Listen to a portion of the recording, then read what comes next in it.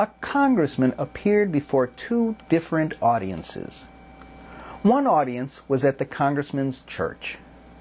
The event wasn't publicized beyond the church, and the people who showed up were primarily his old friends and supporters. The other audience was at a public library.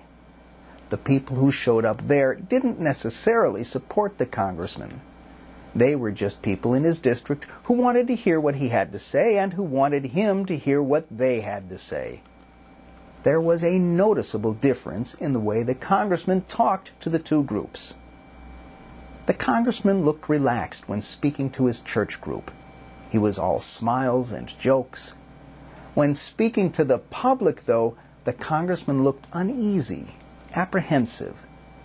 Some of the questions and comments from the audience weren't friendly, and the congressman did his best to avoid answering them directly. He looked like he couldn't wait to get the meeting over with.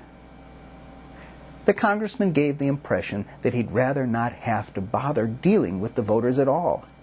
In fact, he hadn't even held a public meeting with his constituents for a couple of years. He's a Republican, and while the Republican Party held both houses of Congress and the presidency, he must have thought he could do whatever he wanted without consulting the voters.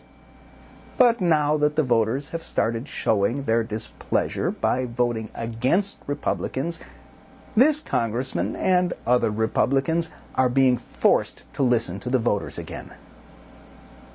Many people have been dismayed that the Republicans seemed to be so arrogant over the past few years.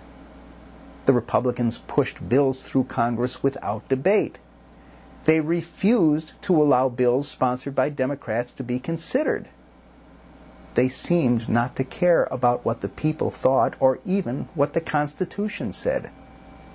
What could explain these democratically elected representatives acting in such an undemocratic manner? The answer was written all over the congressman's face as he talked to the two groups. The answer is that the Republicans were having more fun when they could act like dictators. Now that they have to answer to the public again, it isn't as much fun. The expression on the congressman's face was one we have all seen before at work. It's the look you see on someone who is unhappy in his job and who wishes he could find some other way to make a living.